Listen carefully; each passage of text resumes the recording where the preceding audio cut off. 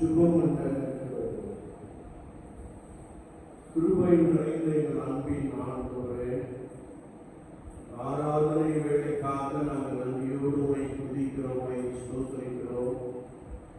இதை போலும் ஒரு நாளில் நீர் எங்களுடைய பாவங்களுக்காக, உலகத்தின் பாவத்திற்காக சிலுவையிலே ரத்தம் சிந்தியிலே அந்த அன்புக்காக நாங்கள் நமக்கு ஸ்தோத்திரம் செலுத்துகிறோம்.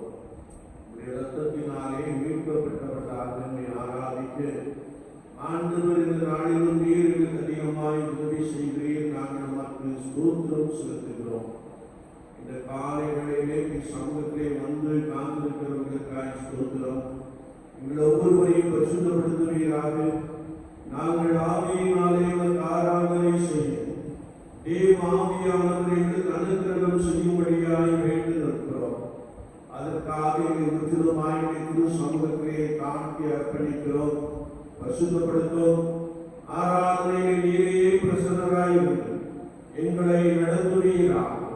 இயேசு கிறிஸ்துவின் நாமத்தில் ஜெபம் கேளும் பரிசுத்த பிதாவே, ஆமென்.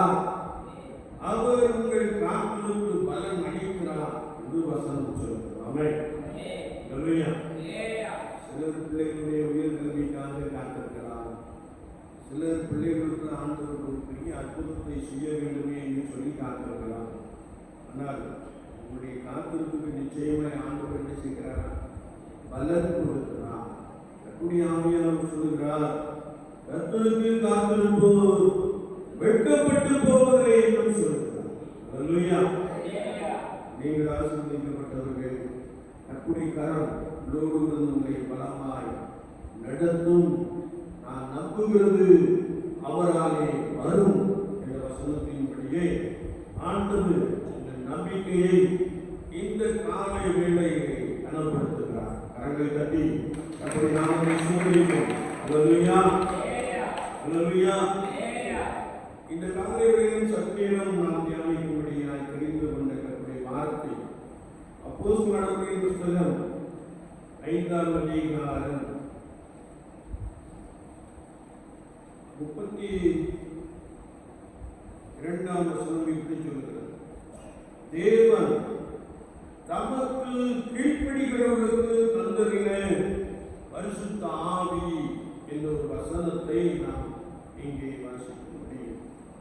தேவன் தமக்கு கீழ்ப்படிகிறவர்களுக்கு தந்தரின பரிசுத்த ஆவி என்று கர்த்தருடைய வார்த்தையை நாம் தேடி வாசிக்க முடியும். எந்த ஒரு மனிதன், எந்த ஒரு மனுஷி, எந்த ஒரு குடும்பம் கர்த்தருக்கு கீழ்ப்படிகிறார்களோ அவர்களுக்கு ஆண்டவர் பரிசுத்த ஆவியை அளவில்லாமல் என்ன செய்கிறாரா?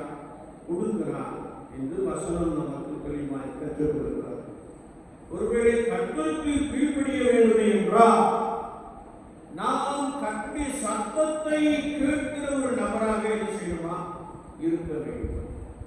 கர்த்தருடைய ஆவியானது எல்லாரும் கூட பேசுகிறது.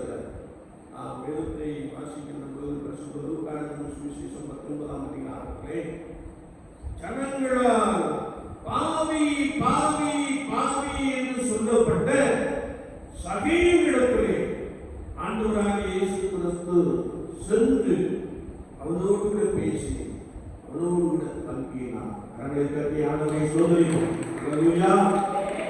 ஒருவேளை ஜனங்கள் அவனை பார்த்தார்கள், ஆவியான மனுஷனிடத்து தங்கும்படி போகிறாரே என்று சொன்னார்கள்.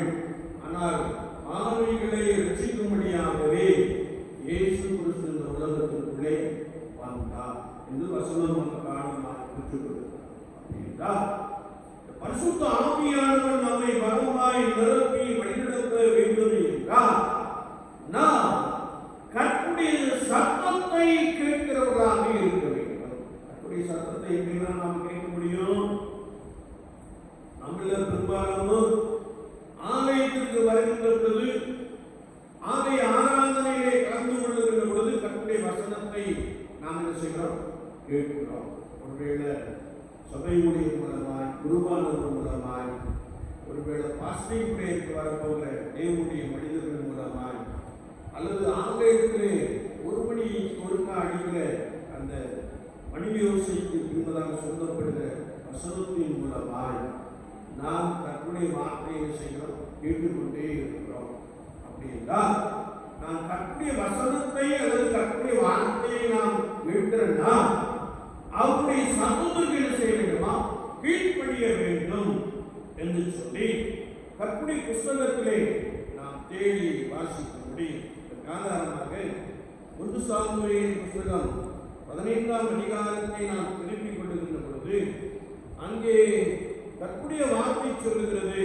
1 சாமுவேல் 15:22 அதற்கு சாமுவேல் கர்த்தருடைய சத்தத்திற்கு கீழ்ப்படிகிறதை பார்க்கிறோம் சர்வாங்க தகன பலிகளும் கர்த்தருக்கு பிரியமாக இருக்குமோ, பலியை பார்க்கிறோம் கீழ்ப்படிதலும் ஆட்டுக்கடாக்களின் நினைத்தை பார்க்கிறோம் செவி கொடுத்தலும் உத்தமம் என்று கர்த்தருடைய வார்த்தை நமக்கு தெளிவாக கற்றுக் கொடுக்கிறோம்.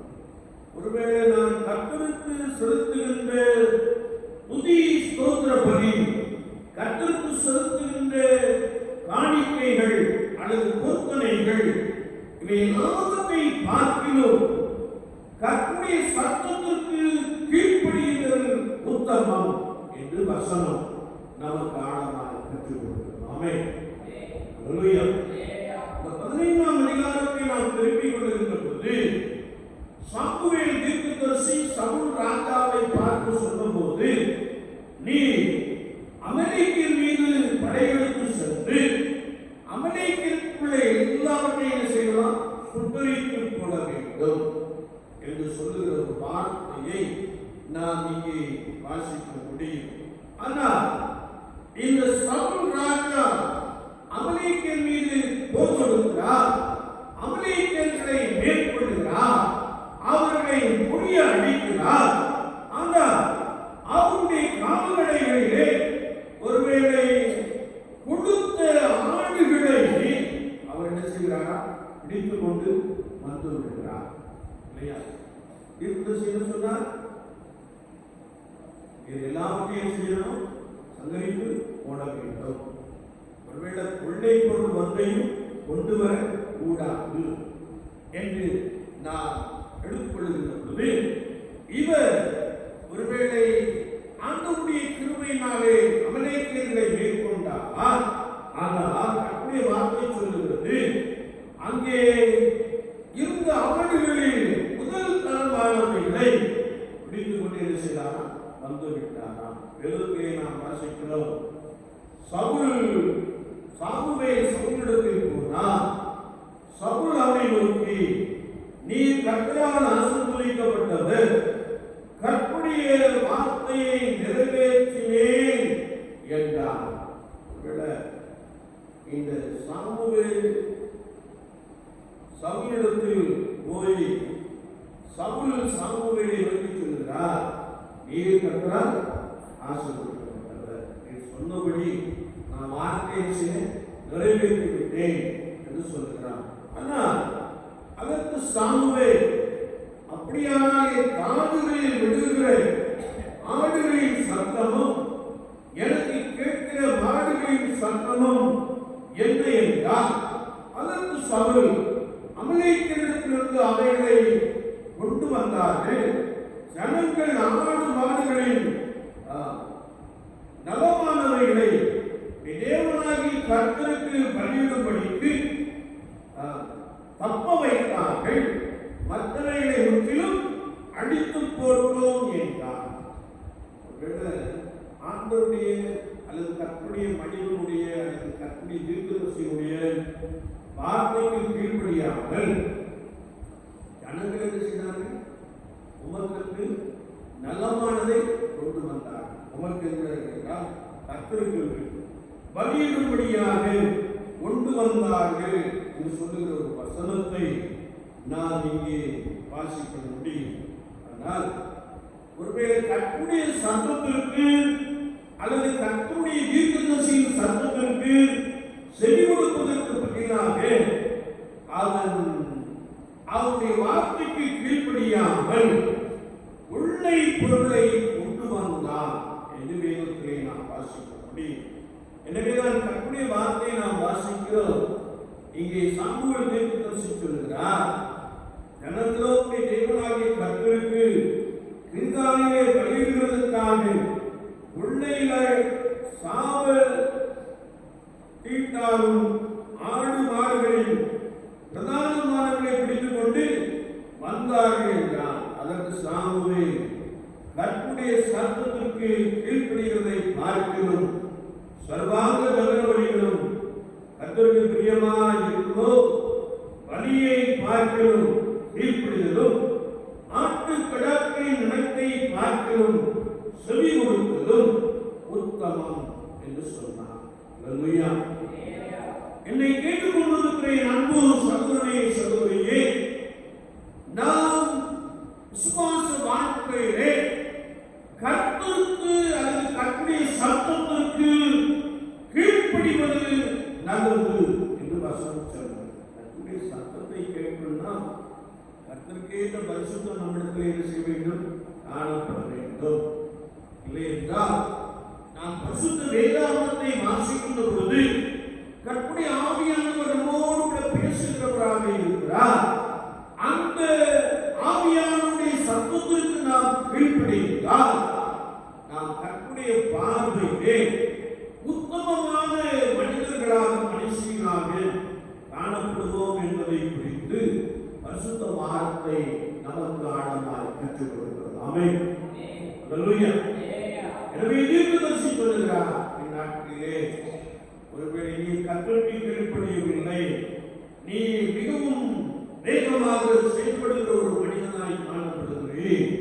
எனவே ஆண்டவருடைய ராஜ்ய பாரம்பரியத்தை செய்தார் போய்விட்டு விளக்கினார், ராஜ்ய பாரத்தை விளக்கினார் சொல்லுகிற ஒரு வார்த்தையை நாம் வாசிக்கும்படி ஒரு சிறிய கீழ்ப்படிதல் இல்லாமையினாலே பெரிய ஆசீர்வாதத்தை சவுல் ராஜா செய்தார், இழந்து போனார் என்பதை நாம் சொல்லுகிற வேதாகமத்திலே தெளிவாக வாசித்தார்படி ஒரு ஆதியாகம புத்தகம் 22ஆம் அதிகாரம் 18ஆம் வசனத்தை நாம் வாசிக்கின்ற பொழுது அங்கே கர்த்தருடைய வார்த்தை சொல்லுகிறது, ஆபிரகாம் என் சொல்லுக்கு கீழ்ப்படிந்தபடியினார் என்ற ஒரு வசனத்தை நாம் வாசிக்க முடியும்.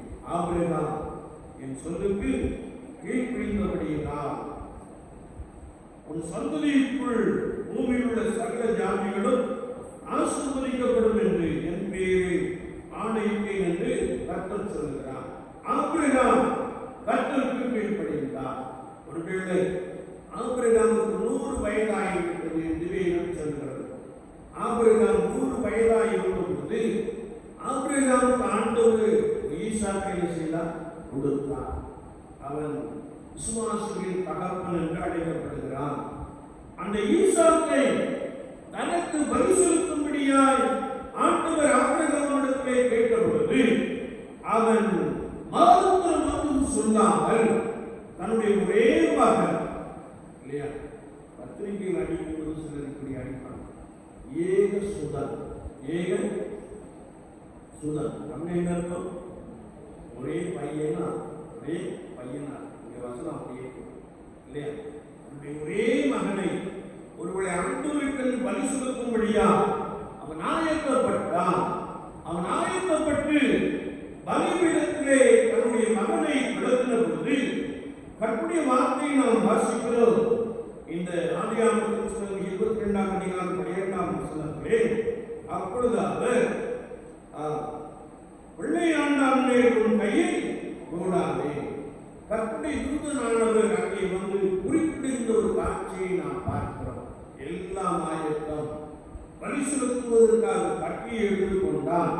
அப்பொழுது கர்த்தருடைய தூதனானவர் பிள்ளையாண்டான் மேல் உன் கையை போடாதே என்று சொல்லி, நீ இப்பொழுது தேவனுக்கு பயப்படுகிறவன் என்பதை நான் அறிந்திருக்கிறேன் என்று ஆண்டவர் ஆபிரகாமோடு கூட பேசின வார்த்தையை நாம் வாசிக்கிறோம். என்னை கேட்டுக்கொண்டிருக்கிற என் அன்பு சகோதரனே, சகோதரியே, கர்த்தருடைய சத்தத்தை கேட்ட ஆபிரகாம் கர்த்தருக்கு அப்படியே கீழ்ப்படிந்தான் என்று வேதம் சொல்லுகிறது. ஆனாலும் ஆண்டவர் பலியை விரும்புகிறவர் அல்ல என்பதை நாம் நன்றாக அறிந்திருக்கிறோம். எனவே கர்த்தருடைய தூதன் அங்கே ஆபிரகாமை தடுத்தார். ஆபிரகாம் தன் கண்களை ஏறெடுத்து பார்த்தபோது இதோ பின்னாக புதரிலே தன் கொப்புகள் சிக்கிக் கொண்டிருந்த ஒரு ஆட்டு கடாவை கண்டான். அப்போது ஆபிரகாம் போய் கடாவை பிடித்து அதை தன் குமாரனுக்கு பதிலாக கலந்து பலியிட்டான் என்று வேதம் சொல்கிறது. கரங்களை தட்டி ஆண்டவரை ஸ்தோத்திரிப்போம். அல்லேலூயா, அல்லேலூயா. ஒருவேளை ஆபிரகாம் நடந்து வருகின்ற வேளையிலே மகன் தகப்பனை பார்த்து கேட்டபொழுது ஆபிரகாம் சொன்ன ஒரே ஒரு வார்த்தை, கர்த்தர் பார்த்துக் கொள்வார், கர்த்தர் பார்த்துக் கொள்வார், கர்த்தர் தமக்கான கருவறைக்கான ஆட்டுக்குட்டியை பார்த்துக் கொள்வார், கர்த்தருடைய பர்வத்திலே பார்த்துக் கொள்ளப்படும் என்று சொல்லி நாம் இந்த பகுதியை தெளிவாய் வாசிக்க முடியும். எனவேதான் கர்த்தருடைய வார்த்தை சொல்லுகிறது, ஆபிரகாம் என் சொல்லுக்கு கீழ்ப்படிந்து வந்தபடியினாலே உன் சந்ததிக்குள் பூமியில் உள்ள சகல ஜாதிகளும் ஆசீர்வதிக்கப்படும் என்று என் பேரிலே ஆணையிட்டேன் என்று கர்த்தர் சொல்கிறார். அல்லேலூயா. என்னை கேட்டுக்கொண்டிருக்கிற என் அன்பு சகோதரனே, சகோதரியே, ஆபிரகாம் கர்த்தருடைய சத்தத்திற்கு கீழ்ப்படிந்தபடியினாலே ஆண்டவர் அவனை சகல ஜனங்களை பார்க்கிலும் அதிகமாக என்ன செய்தாராம்? ஆசீர்வதித்தார் என்று நாம் பரிசுத்த வேதாகமத்திலே தெளிவாக அறிந்து கொள்ளப்படி இதே ஆதியாகமத்தின் புத்தகம் 26ஆம் அதிகாரத்தை நாம் திருப்பிக் கொள்கின்ற பொழுது அங்கே 4ஆம் வார்த்தை சொல்லுகிறது, ஆபிரகாம் என் சொல்லுக்கு கீழ்ப்படிந்து என் விதிகளையும் என் கற்பனைகளையும் என் நியமங்களையும் என் பிரமாணங்களையும் கை கொண்டபடியார் என்று வேதம் சொல்லுகிறது. அல்லேலூயா. எனக்கு அன்பான திருச்சபையே, யார் கர்த்தருடைய சத்தத்திற்கு கீழ்ப்படிகிறார்களோ அவர்கள் கர்த்தருடைய நியமங்களை, கர்த்தருடைய கற்பனைகளை, கர்த்தருடைய பிரமாணங்களை, கர்த்தருடைய விதிகளை கைக்கொள்கிறார்கள் என்று வசனம் நமக்கு தெளிவாய் கற்றுக் கொடுக்கிறது. ஆமென். அல்லேலூயா. ஒருவேளை நான் கர்த்தருடைய சத்தத்தை கேட்கிற ஒரு மனிதனாய், மனுஷியாய் காணப்பட்டால், அல்லது நான் பரிசுத்த வேதாகமத்தை வாசிக்கின்ற பொழுது ஆவியானவர் என்னோடு கூட பேசுகிற சத்தத்திற்கு நான் இணங்கி நடந்தால், அல்லது எப்பொழுதெல்லாம் தேவாலயத்திற்கு கடந்து வருகிறோமோ அப்பொழுதெல்லாம் தேவ வசனத்தை கேட்டு நாம் கர்த்தருடைய வார்த்தைக்கு கீழ்ப்படிந்தால், கர்த்தருடைய வசனம் நமக்கு தெளிவாய் கற்றுக் கொடுக்கிறது. என் விதிகளையும் என் கற்பனைகளையும் என் நியமங்களையும் என் பிரமாணங்களையும் கை கொள்வார்கள் என்று கர்த்தருடைய வார்த்தை சொல்லுகிறது. ஆமென். அல்லேலூயா. நீ கேட்டுக் கொண்டிருக்கிற என் அன்பு சகோதரி, சகோதரியே, விசுவாச வாழ்க்கையிலே நாம் தேவனுக்கு கீழ்ப்படிகிறவர்களாக காணப்பட்டால் அவர் தமது பரிசுத்த ஆவியானவரை நமக்கு அளவில்லாமல் கொடுக்கிறார் என்று கர்த்தருடைய வார்த்தை சொல்கிறது. ஒருவேளை சவுல் கர்த்தருடைய தீர்க்கதரிசியின் வார்த்தைக்கு கீழ்ப்படியாதபடியினாலே புறம்பே தள்ளப்பட்டார். ஆனால் ஆபிரகாம் கர்த்தருடைய சொத்துக்கு கீழ்ப்படிந்தபடியினாலே பூமியில் உள்ள சகல ஜனங்களை பார்க்கிறோம் அவன் மிகவும் ஆசீர்வதிக்கப்பட்டவனாக காணப்பட்டான் என்று வேதம் நமக்கு தெளிவாய் கற்றுக் கொடுக்கிறது. ஆமென். அல்லேலூயா. அல்லேலூயா. விசுவாச வாழ்க்கையிலே நாம் அனுதினமும் கர்த்தருடைய சத்தத்தை கேட்கிறவர்களாக காணப்படுகிறோமா, அல்லது கர்த்தருடைய வார்த்தைக்கு இணங்குகிறவர்களாக காணப்படுகிறோமா, அல்லது கர்த்தருடைய சத்தத்தை கேட்டு கீழ்ப்படிகிறவர்களாக காணப்படுகிறோமா? சற்று நம்மை நாமே செய்யணும், நிதானித்து ஆராய்ந்து பார்க்க வேண்டும். யாரெல்லாம் தேவன் நமக்கு கீழ்ப்படிகிறவர்களுக்கு தான் ஆண்டவர் தமது பரிசுத்த ஆவியை அளவில்லாமல் என்ன செய்கிறார், கொடுக்கிறார் என்று வசனம் நமக்கு ஆழமாய் கற்றுக் கொடுக்கிறது. ஒருவேளை நான் கர்த்தருடைய சத்தத்திற்கு, கர்த்தருடைய வார்த்தைக்கு கீழ்ப்படிகிற ஒரு நபராக காணப்படுகிறேனா? அப்படி நான் கீழ்ப்படிந்தால் கர்த்தருடைய நியமங்களையும், கர்த்தருடைய கற்பனைகளையும், கர்த்தருடைய பிரமாணங்களையும் நான் கை கொண்டு நடக்கிற ஒரு நபராக காணப்படுகிறோமா? சற்று நம்மை நாமே ஆராய்ந்து பார்த்துக் கொள்வோம். ஏனென்றால் அநேகர் நம்மை நாமே வஞ்சித்துக் கொண்டு இருக்கிறோம். நம்மை நாமே வஞ்சித்துக் கொண்டு இருக்கிறோம். நாம் ஏதோ நான் சரியா இருக்கிறேன் என்று சொல்லி நம்மை நாமே வஞ்சிக்கிற காரியங்களை ஒருவேளை ஊழியர்களாக நாங்கள் தெளிவாக இருக்கிறோம். எனவேதான் கர்த்தருடைய வார்த்தை சொல்கிறது, ஆண்டவர் நமக்கு கீழ்ப்படிகிறவர்களுக்கு தந்தருகின்ற பரிசுத்த ஆவி என்று கர்த்தருடைய வேதத்திலே நாம் வாசிக்கிறோம். கர்த்தருடைய சத்தத்திற்கு கீழ்ப்படிந்தார் ஆண்டவர் உங்களை நன்றாக என்ன செய்கிறாரா, ஆசீர்வதிக்கிறார். வேண்டியவர்களுக்கு எல்லா நன்மைகளினாலும் உங்களை பலமாய் நிரப்புகிறார்.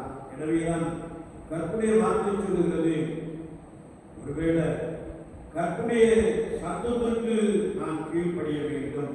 ஒருவேளை முந்தின வசனத்திலே நாம் வாசிக்கிறோம், அங்கே தேவனுக்கு கீழ்ப்படிகிறதே அவசியமாய் இருக்கிறது என்ற ஒரு வசனத்தையும் நாம் இங்கே தெளிவாய் வாசிக்கும்படி சாமுவேல் தீர்க்கதரிசி சொன்னது போல பலியை பார்க்கிறோம், நான் செலுத்துகின்ற காணிக்கையை பார்க்கிறோம், கீழ்ப்படிதல் உத்தமம் என்று கர்த்தருடைய வார்த்தை சொல்கிறது. என்னை கேட்டுக் கொண்டிருக்கிற என் அன்பு சகோதரி, சகோதரியே, விசுவாச வாழ்க்கையிலே நாம் கர்த்தருடைய சத்தத்திற்கு கீழ்ப்படிகிற ஒரு நபராக இருக்கிறோமா? கீழ்ப்படிந்தால் ஆண்டவர் உங்களுக்கு பரிசுத்த ஆவியானவரை என்ன செய்வார், தந்தருவார் என்று வசனம் நமக்கு தெளிவாய் கற்றுக் கொடுக்கிறோம். கர்த்தருடைய வசனத்திற்கு, கர்த்தருடைய வார்த்தைக்கு, கர்த்தருடைய சத்தத்திற்கு கீழ்ப்படிகிற ஒரு நபராக காணப்படுகிறேன். நான் கீழ்ப்படிந்தால் ஆண்டவர் ஆபிரகாமுக்கு அளவில்லாத ஆசீர்வாதங்களை கொடுத்தார். வேதம் சொல்லுகிறது,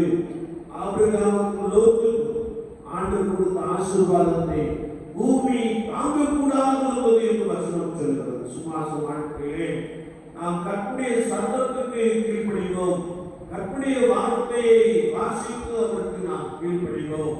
கர்த்தர் உங்களை பலப்படுத்துவார், உங்களுக்குள்ளே ஒரு புதிதான ஆவியை வைப்பார், உங்களுக்குள்ளே ஒரு புதிதான கிருபையை கொடுப்பார். நீங்கள் கனவுகளுக்குள்ளே ஆசீர்வதிக்கப்பட்டவர்களாக காணப்படுவீர்கள். ஆமென். அல்லேலூயா. ஆண்டவர் நாமே இந்த வார்த்தைகளை கொண்டு உங்களை பலமாய் நடத்துவாராக. நாம் ஜெபிப்போம்.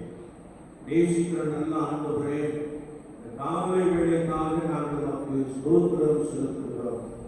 பலியை பார்க்கிறோம், கீழ்ப்படிதலும் என்ற வசனத்திற்காக நாங்கள் உமக்கு ஸ்தோத்திரம் செலுத்துகிறோம். ஆண்டவரே, இந்த சத்தத்துக்கு கீழ்ப்படிந்த ஆபிரகாமை நீர் சகல ஆண்டவரே தேசத்திற்குள் பலமாய் ஆசீர்வதிப்பீர் என்ற வார்த்தைக்காய் ஸ்தோத்திரம். வார்த்தையை புறக்கணித்த சவுலை நீர் புறக்கணித்து போட்டீர் என்ற வார்த்தைக்காக நோக்கி பார்க்கிறோம். நாங்கள் ஆண்டவரே இந்த சத்தத்துக்கு கீழ்ப்படிந்தவர்களாக ஆசீர்வாதங்களை சொந்தத்துக் கொள்கிறவர்களாக, ஆசீர்வாதங்களிலே மிகவும் சிறப்பான ஒரு ஆசீர்வாதமாகிய ஆண்டவரே இந்த சத்தத்திற்கு வார்த்தைக்கு கீழ்ப்படிந்து நிமித்தமான பரிசுத்த ஆவியை ஆண்டவரே பலமாய் பெற்றுக் கொண்டவர்களாக காணப்பட கர்த்தருடைய ஆவியானவர் எங்கள் ஒவ்வொருவருக்கும் அதிகமாய் உதவி செய்யும்படியாய் நாங்கள் வேண்டுகிறோம். தேவன் தமக்கு கீழ்ப்படிகிறவர்களுக்கு தந்துள்ள பரிசுத்த ஆவியின் என்ற வார்த்தைக்காய் ஸ்தோத்திரம். வாழ்க்கையின் ஒவ்வொரு நிமிடமும் ஒவ்வொரு நொடிப்பொழுதிலும் உம்முடைய சத்தத்துக்கு கீழ்ப்படிகிறவர்களுக்கு ஆண்டவரே நீர் உம்முடைய அபிஷேகத்தை வல்லமையுள்ள ஆவியை அளவில்லாமல் கொண்டு நிரப்புகிறேன். நாங்கள் உமக்கு ஸ்தோத்திரம் செலுத்துகிறோம். மெய்யாகவே நாங்கள் உமக்கு பரிசுத்த நடக்கிற கூட்டமாய் காணப்பட ஆண்டவர் அதிகமாய் உதவி செய்கிறார். பரிசுத்த ஆவியானவர் மாத்திரமல்ல, அதோடு கூட ஆண்டவரே இந்த உலகத்தில் உண்டான ஆசீர்வாதங்களினாலும் நீர் அப்படிப்பட்டவர்களை பலமாய் நிரப்புகிறீர். நாங்கள் உமக்கு நன்றி செலுத்துகிறோம். வார்த்தைகளை கேட்டவர்களுக்காய் ஸ்தோத்திரம். பலப்படுத்தும் நீ சத்தத்திற்கு ஆண்டவரே ஜீவ வசனத்திற்கு கீழ்ப்படி கர்த்தர் அநேகருக்கு உதவி செய்யும்படியா சமூகத்திலே வேண்டுகிறோம். நாங்கள் வாசம் பண்ணுகிற கிராமத்திற்காய் ஸ்தோத்திரம். ஆண்டவரே இந்த கிராமத்தில் உள்ள எல்லா சகோதர குடும்பத்தாருக்காக நோக்கி பார்க்கிறோம். கர்த்தர் பேசுகிறார், குடும்பம் குடும்பமாய் நீர் ஆசீர்வதிக்கும்படியாக வேண்டுகிறோம். கர்த்தருடைய ஆசீர்வாதம் இந்த ஜனங்கள் மீது பலமாய் இறங்கட்டும் இயேசு சுவாமி. யாரெல்லாம் ஆசீர்வாதத்தை விரும்புகிறார்களோ அவர்களுக்கு நீர் நிறைவாய் கொடுக்கிறீர். நாங்கள் உமக்கு ஸ்தோத்திரம் செலுத்துகிறோம். தேவாலயத்திலே வந்திருக்கிறவர்களுக்காய் ஸ்தோத்திரம். இவர்களை பலப்படுத்தும். இவர்களுடைய சத்தத்தை கேட்கிறவர்களாக மாத்திரமல்ல, அதன்படி செய்கிறவர்களாக காணப்பட அது நிமித்தமான ஆசீர்வாதங்களை மெய்யாகவே பரிசுத்த ஆவியின் வல்லமையை பறித்து கொண்டவர்களாக காணப்பட தேவ ஆவியானது அனுக்கிரகம் செய்யும்படியாக நாங்கள் வேண்டுகிறோம். ஆண்டவரே இந்த கிராமத்திலிருந்து வெளியிடங்களிலும் வாசமடைந்த எல்லா குடும்பத்தையும் நாங்கள் நினைக்கிறோம். படிப்பு நிமித்தமாய், பணி நிமித்தமாய், வியாபாரத்தின் நிமித்தமாய், தொழில் நிமித்தமாய் உள்ளும் புறமும் வாசமடைந்த குடும்பங்களை கர்த்தர் பலப்படுத்தும்படியா அவர் பிரயாசங்கள் இயேசுவின் நாமத்தினாலே ஆசீர்வதிக்கப்பட்டிருக்கு. ஆண்டவர் அதிகமாய் உதவி செய்யும்படியாக நாங்கள் வேண்டுகிறோம். நீர் கொடுத்திருக்கிற பிள்ளைகளுக்காய் ஸ்தோத்திரம். எங்கள் பிள்ளைகளை பலப்படுத்தும் இயேசு சுவாமி. எங்கள் பிள்ளைகளுடைய வழிகளை உற்சாகம் பட ஆண்டவர் அதிகமாய் உதவி செய்யும்படியாக நாங்கள் வேண்டுகிறோம். இந்த குடும்பத்திலே நீ கொடுத்திருக்கிற குட்டி பிள்ளைகளுக்காய் ஸ்தோத்திரம். கரத்தொட்டு ஆசீர்வதியும்.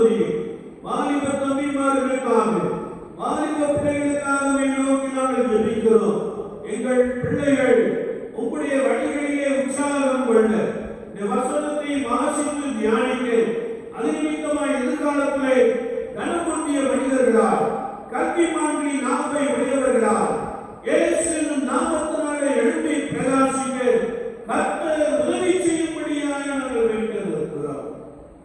ஒவ்வொருவரையும் கரம் கொண்டு ஆசீர்வதி. உயர் கல்விக்கென்று பிரயாசப்படுகிறவர்களுக்காய் ஸ்தோத்திரம். உயர்ந்த மதிப்பெண்களை சந்தித்துக் கொண்டு உயர் கல்வியை தொடரக்கூடிய ஏழுக்களை கர்த்தர் உண்டு பண்ணும்படியாக இந்த சமூகத்தில் வேண்டியிருக்கிறோம். குறிப்பாக போர் எக்ஸாமுக்காக ஆயத்தப்படுகிறவர்களுக்காய் ஸ்தோத்திரம். ஆண்டவரே, சிறப்பாய் ஆயத்தப்பட கர்த்தருடைய ஆலோசனை அவர்களுடைய பலமாய் காணப்படட்டும். ஏற்ற வேளையிலே தேர்வை எழுதும் ஆண்டவரே, உயர்ந்த மதிப்பெண்களை சுதந்திரித்துக் கொண்டு அரசு துறையிலே பணியாற்றுகிற அநேகரை இந்த பகுதியிலிருந்து, குறிப்பாக இந்த கிராமத்திலிருந்து நீர் எழுப்பி வரும்படியாக நாங்கள் வேண்டியிருக்கிறோம். நாமத்தினாலே நீங்கள் எதை கேட்டால் அதை நான் செய்வேன் என்று சொன்னீரே. வாக்கு மாறாத தேவன் தாமே. எங்கள் பிள்ளைகளை நீர் ஆசீர்வதிக்கும்படியா, அவருடைய பிரயாசங்களை நீர் ஆசீர்வதிக்கும்படியா, அவர்களை உயர்ந்த இடத்திலே பணி செய்யக்கூடிய சாத்தியங்களை நீர் உண்டு பண்ணும்படியா சமூகத்திலே விழுந்து கொண்டாடுகிறோம். இயேசு சுவாமி, கோடை காலத்திற்குள்ளே நாங்கள் வந்துவிட்டோம். அதிகமான வெப்பத்தை உணர்கிறோம். ஆண்டவரே, கோடை காலத்துக்கு ஏற்ற மழையை கர்த்தர் இந்த பகுதி முழுவதும் நீர் உண்டு பண்ணும்படியாக நாங்கள் வேண்டியிருக்கிறோம். இந்த ஜனங்களுக்காக நீர் வானத்தை திறந்து நல்ல மழையை கொடுத்து பூமியை பூரிப்பாக்கும்படியா சமூகத்திலே வேண்டியிருக்கிறோம். அவர் மின்னல்களையும் இடிகளையும் வரப்பண்ணி மழையை பெய்விக்கிறார் என்ற வசனத்திற்காய் சொல்கிறார். ஆண்டவரே, அப்படிப்பட்ட ஒரு மழை அதி சீக்கிரத்திலே ஆண்டவரே எங்கள் கிராமத்திலும் இந்த சுற்றுப்புற பகுதியிலும் நீர் உண்டாக்கும்படியாக நாங்கள் வேண்டியிருக்கிறோம். அது நிமித்தமாய் இன்னும் விவசாயம் செழித்தோங்க பரிசுத்த ஆவியானவர் உதவி செய்வீராக.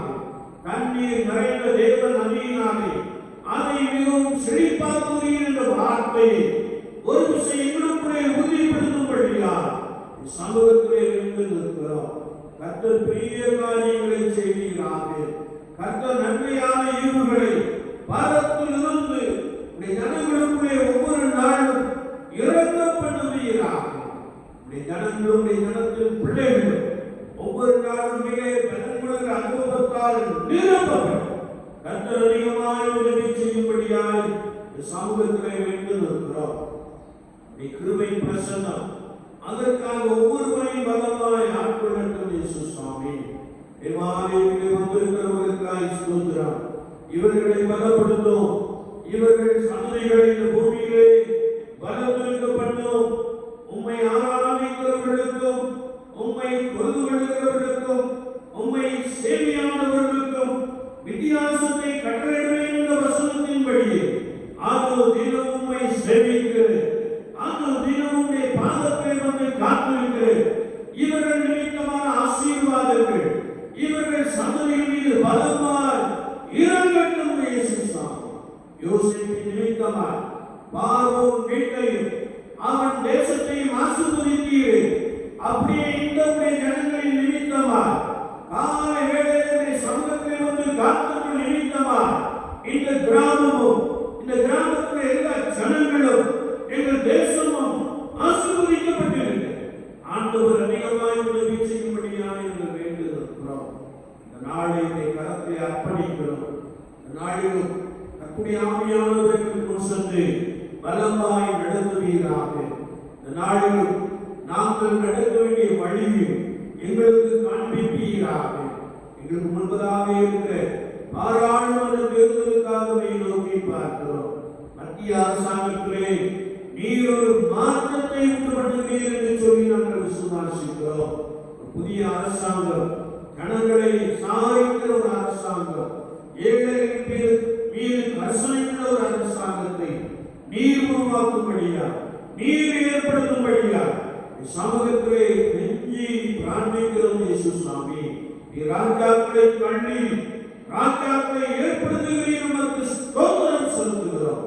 அப்படியே ராஜாவை ஆண்டவரே ஏற்படுத்தும்படியா, நன்மை உண்டாக ஆண்டுகிறவர்களை ஏற்படுத்தும்படியா சமூகத்திலே விழுந்து மன்றாடுகிறோம். கர்த்தருடைய கிருபை தேசத்தை பலமாய் ஆட்கொள்ளட்டும். கர்த்தருடைய பிரசன்னம் தேசத்தினுடைய ஜனங்களை ஆட்கொள்ளட்டும். விழுந்த விழிப்போடு வாக்களிக்கிறதுக்கான கிருபை கர்த்தர் ஜனங்களுக்குள்ளே உண்டாக்கும்படியாக நாங்கள் வேண்டும் இருக்கிறோம். விஷயங்களெல்லாம் அற்றுப்போகப்படும்படியா, ஒருவேளை அதை அவர்கள் பயன்படுத்துவார்கள் என்றால் அவைகள் சரியாய் செயல்பட கர்த்தர் உதவி செய்யும்படியாக நாங்கள் வேண்டும் இருக்கிறோம்.